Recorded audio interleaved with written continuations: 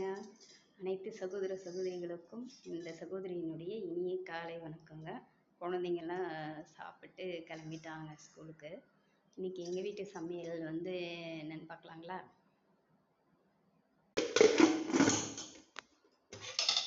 களிங்க, அப்புறம் லெமன் ரைஸுங்க, அப்புறம் பார்த்தீங்கன்னா போன்லெஸ் ஃபிஷ்ஷுங்க. இது எல்லாரும் சமைக்கிற மாதிரி தாங்க.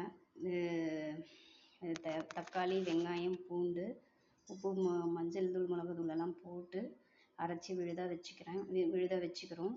அப்புறமா எண்ணெயில் வந்து கடுகும் சீரகமும் போட்டு பொரிஞ்ச உடனே அரைச்சி வச்ச விழுதை வந்து அதில் போட்டு நல்லா வதக்கிட்டு, அதுக்கப்புறமா தேவையான அளவுக்கு புளிக்கரைசல் வந்து கரைச்சி வச்சு எடுத்துக்கின்னு அதில் ஊற்றணுங்க. நல்லா கொதித்த உடனே இந்த தாளிப்பு எண்ணெய் வந்து மேலே மிதங்கின வரைக்கும் நல்லா கொதிக்கணும். கொஞ்சம் கொஞ்சம் ட்ரை ஆகணும். அதுக்கப்புறமா மீனை வந்து அலசி க்ளீன் பண்ண மீனை வந்து எடுத்து அதில் வந்து போட்டுட்டு ஒரு 5 மினிட்ஸ் ஒரு 10 மினிட்ஸ் வந்து கொதிக்க விட்டு இறக்கி வச்சுக்கலாங்க நம்மளுடைய மீன் குழம்புங்க. இது போன்லெஸ் ஃபிஷ்ன்றதுனால ஷேப் தெரியாது உங்களுக்கு. இதுதாங்க எங்கள் ஊரில் நாங்கள் இப்படி தான் செய்வோம் மீன் குழம்பு. அப்புறமா வந்து கொத்தமல்லி வந்து கறிவேப்பிலை கொத்தமல்லி வந்து வாசனைக்காக போட்டுக்கலாம்.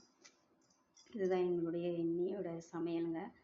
குழந்தைங்க இன்றைக்கி இதுதான் எங்களுடைய பிரேக்ஃபாஸ்ட் அண்ட் லஞ்சுங்க. குழந்தைங்க வந்து பெரியவன் வந்து இட்லியும் மீன் குழம்புலையும் சாப்பிட்டான். சின்னவன் வந்து ஒயிட் ரைஸும் மீன் குழம்பு சாப்பிட்டு மதியத்துக்கு வந்து லெமன் ரைஸ் எடுத்துன்னு போயிட்டானுங்க.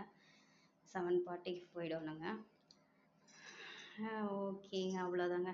இன்னைக்கு எங்களுடைய சமையல் வந்து எங்களுடைய சேனலுக்கு வந்து தொடர்ந்து சப்போர்ட் கொடுங்க, சப்போர்ட் பண்ணுங்கள், சப்ஸ்கிரைப் பண்ணுங்கள், லைக் பண்ணுங்கள்.